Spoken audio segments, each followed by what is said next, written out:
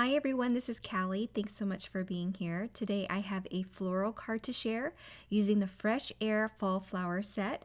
This set is a follow-up set to the previously released Fresh Air Flowers that had more springy type flowers to it. I am using some more muted colors for today's card just to get that fall theme in there. To get started, we're going to be die cutting all of the dies. This is really going to help us with lineup when we're layering all of the different layers and steps to this multi-step stamp. So I've cut apart all of the dies that I'm going to be using here, and I'm going to use an A2 size panel as a template. So I'm making sure to fit all of the pieces onto this A2 size panel, and then I'm going to die cut it, and then I'll do it 3 additional times so that I have plenty of pieces here to work with. I know it's a lot of stamping, but I'd rather have extra than not have enough. So we have 4 of each, and I've got them all organized here in my little flower petal tray, and I'm using one of the negatives as a template. I'm going to put that on my stamp and stencil mat, and that's going to hold all of my die cuts in place in between stamping and changing stamps and colors. I'm going to be working on one image at a time, and I'll stamp one color at a time for each layer. So it's quite a bit to get through, but I will speed that up for you so you don't have to watch me do this 4 times for everything. On the first main flower here, I think it's a daisy. I'm going to use some coral peachy colors just to get some vibrancy into our card. So I've stamped the first layer with a darker color, and then the second layer I'm using a lighter coral color. If you're interested in all the colors that I use because you can't see it on camera, be sure to head over to the blog where everything will be linked and documented so you can see what color combinations were used. After I stamped all of the petals, I'm going to work on the center of this main flower here using some browns. I stamped the solid stamp with a lighter brown and then the detailed layer with a darker brown.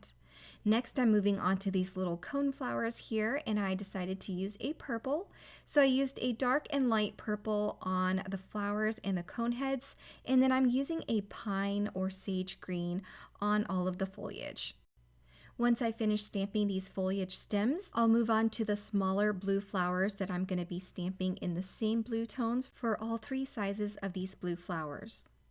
Okay, so now my stamping is complete. Here's that flower tray again with all of these stamped images. I'm just going to set it aside here to work on a background. So this background panel is 5 by 7. I really wanted a lot of space for all of my florals so that I can create a nice and big floral spray. For the background, I'm using the Cheeky ink color, and I just want some soft color at the 2 corners of my panel. Then I'm going to lay out all of my images that I want to use to make sure that I like how full my bouquet is before I stop. I start with the center focus with the pink flowers, and then I moved on to the purple flowers, and then the foliage. And then last but not least, I'll fill in the rest of the areas with the little blue blooms. The goal is just to have an even amount of color all around the bouquet to make it look full and balanced in weight as well as in color. I love arranging floral bouquets, and I'm not a florist, but I hope that makes sense. So this is always a favorite part to do for me when I have a floral card to create. Now once everything is in place, I'm going to make sure not to move things. I'm going to use a piece of glad press and seal to lay over those images. Then I'll use my fingers to rub over those images to burnish that adhesive on to those stamped images to hold them in place. I'll carefully flip the whole thing over and add liquid adhesive all over.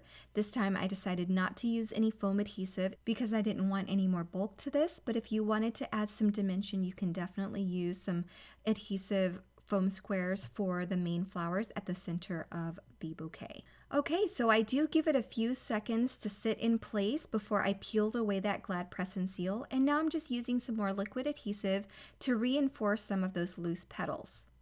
Now for some additional interest, I'm adding some gold splatter all over my panel.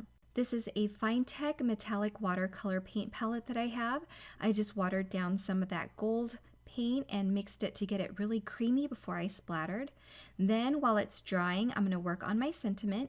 This is the new CZ Scripty Thanks die, and I'm going to die cut that thanks word 3 times in white and once in a rose gold metallic cardstock, and then I'll adhere them together for some dimension as well as some sturdiness.